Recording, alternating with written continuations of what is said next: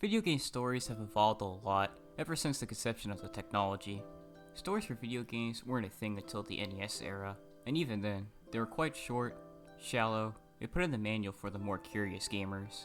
Only a handful of games for that era had cutscenes. It wasn't until the 5th generation of video games that they could really tell a story and have some narrative depth of their adventure.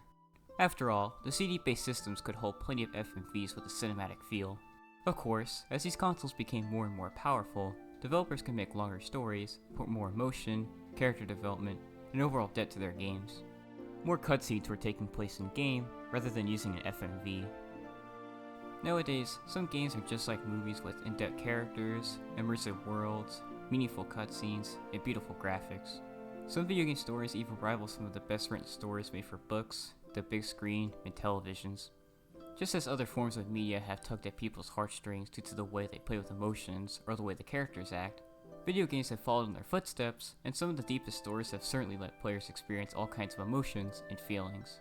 As you can tell by the title of this video, I'm no different, and I recently got the idea to do this video after playing these 4 games I'll be discussing again over the past year, and realizing how much I connect with their stories at a personal level. In this video, I'll give a brief overview about the game I'm about to analyze, then go into detail about how touching their stories were to me, and why it's so personal. Before we get into it, I just want to make it clear, this video is going to contain some spoilers, mostly for the A Plague Tale games.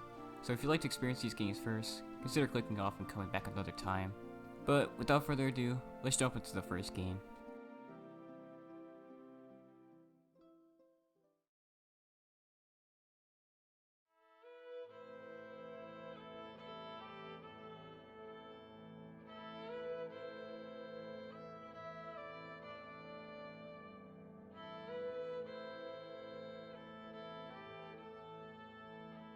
Anybody that's played Red Dead Redemption would find it hard to forget the lovable cowboys, Wild West landscape, and fun and various gameplay that really ties everything together to make it one of the best video games ever made.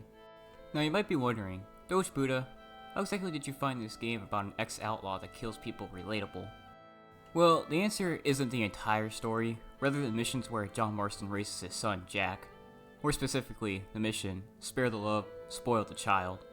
For a quick recap of the game, the protagonist John Marston ran with a gang of outlaws years back, and is now forced by the federal government into killing the remaining members of his past. After one big witch hunt, Marston finally returns to his family on the ranch he bought. The cowboy wants to rekindle with his family after being gone for so long, so one of the things he does is invite Jack to do some activities around the area, like hunting and protecting their ranch.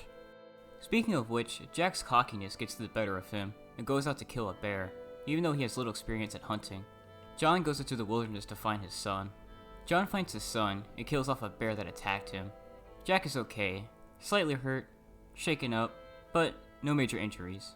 Now, I'll just let the rest play out, then I'll explain myself. What's your mother gonna say?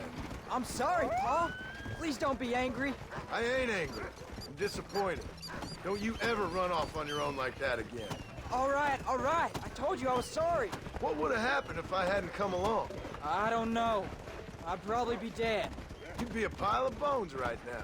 What would you care? I'm just a nuisance to you anyway. That ain't true, Jack. I'd do anything for you. You know that. I guess there's only room for one hero in this family. When Jack claimed he was useless and that his death wouldn't have mattered, only for John to rebuke that he's his son and he'll love him no matter what, really hit home for me. In fact, I intended to play a few more missions after this one, but I just closed the game once it was finished. I had to have a moment to reflect. Anyways, back to why it hit home.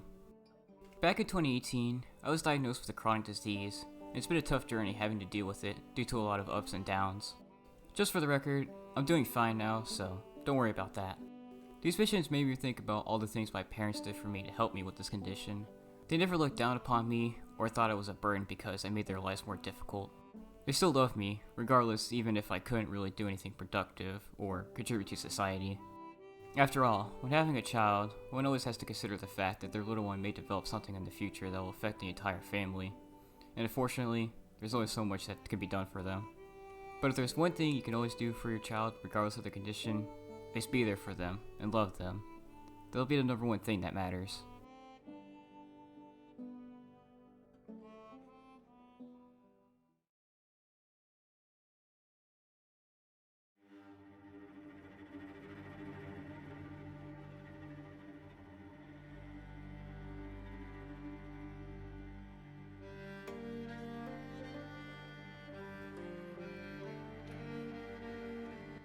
I love the A Plague Tale series so much. The story is so good, and it means so much to me due to its focus on loyalty and family. I'm so glad I played both games. They're such an experience, and now hold a special place in my heart. Alright, enough of the praising. Let me explain a little bit about what the games are, and how they've moved me. A Plague Tale is a video game series that revolves around the royal French family, the De Runes, in the 14th century. The main protagonist is Amicia, the daughter of the De Runes, that must protect her younger brother, Hugo. Hugo has some kind of disease that's a curse known as the macula, which their mother has been trying to cure since his birth. Speaking of which, an odd plague involving bloodthirsty rats is running rampant around those parts, and the macula seems to be tied to it. In the first game, Innocence, the father of the household is killed, and the mother is separated from the kids, so Amicia and Hugo must make it to an alchemist named Laurentius to work on a cure. The two make it to his farm, and meet Lucas, who is Laurentius' apprentice. Unfortunately, the rats killed Laurentius, so the three are off to find a castle that will keep them away from the Inquisition, and to have a place to make the cure. The Spanish Inquisition is after them, because they can use Hugo's blood to make it so the Grand Inquisitor can use the rats for his own purposes. The De Runes make it to the castle, and meet two thieves, Arthur and Melly, on their way there. The group looks out for each other, Lucas makes a cure for Hugo's condition, Amicia's mother is alive and is reunited with their children, and Hugo can control rats. In Requiem, the De Runes and Lucas try to find a cure for the macula, as Lucas's treatment wasn't enough to get rid of it. After some trouble, they settle down in a nice house and find another sorcerer that claims he can help Hugo. Turns out the sorcerer was actually trying to kill Hugo, and since Amicia and Hugo don't trust their mother, they decide to break off from her and go their own way. Hugo has this dream where he goes to this island and is cured of the macula, so the two take it as a sign that's where they need to go. They meet Arno and Sophia, who help them to find the island along with a cult that believes in a child god there. I'm not going to go into specifics of the story because it's quite the experience, an emotional roller coaster from start to finish. This is especially true for the ending of Requiem. I don't want to spoil that for anybody. Anyways, let's get on to why it's so personal. I've had 3 older brothers growing up, and family's always been an important thing for us. My mother's number one wish was that we all got along whenever we grew up, and her wish was granted, as we still talk to each other often and enjoy each other's company. I didn't realize how much they've done for me when I was growing up until I played these games and really thought about how much they were in my life. Amicia and Hugo's relationship in Requiem made me think of all the things I did with my brothers when I was younger, and how they always had my back and how much they cared for me. I would always smile whenever Amicia and Hugo hugged throughout the games, possibly because it's just so wholesome, but I'm sure my family history has something to do with it. Obviously, I'm able to relate more to Hugo than Amicia, but I just recently got a niece, and one of my sister-in-law's nephews usually hangs out with me whenever we're at family occasions. So I think I'll start to relate more to Amicia in the future as I continue to be in the lives of both these people, even if I'm not being chased by over 300,000 rats. Yes, that is how many rats Requiem can load in at one time. I just like to mention that whenever I bring this game up to anybody. After all, that's pretty ridiculous, but kind of funny.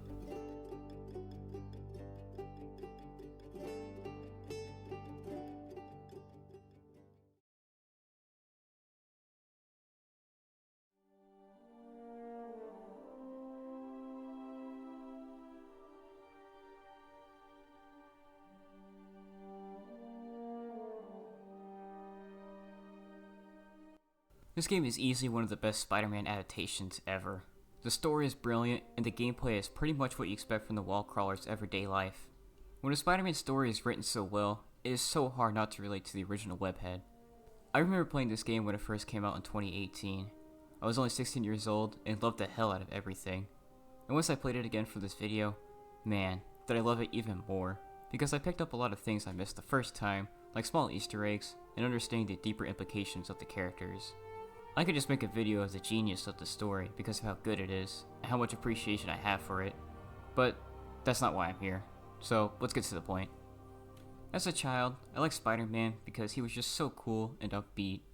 As a teenager, I understood the sometimes awkward and darker side that sometimes gets to Peter, and as an adult, I like Spider-Man because he has one of the strongest wills known to man, and is one of the most respectable characters ever written. No matter what happens to him, he won't let anything keep him down. It's always try until you die, and frankly, Peter never says die. Other Spider-Man stories carry this message too, but I think Insomniac really nails it. 2 of Peter's biggest idols become evil, and it's up to Spider-Man to take them down. He's lost 2 people he's used as inspirations to live, keep going, and to do the right thing. and despite their betrayal, he's still as lively and as motivated as ever. This type of attitude resonates with me a lot. It's the type of attitude I try to achieve. No matter what may get thrown at me, I should always try to keep my head up and never give up.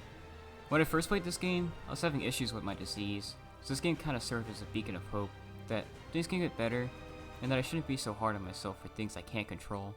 I also relate to Peter in the fact he tries to help as much people as possible. Of course, I'm no superhero, but I strive to be as useful as I can be, and my future career could prove to be significant in improving the lives of all kinds of people. In a way, we can all be Spider-Man. Like Aunt May said, when you help someone, you help everyone.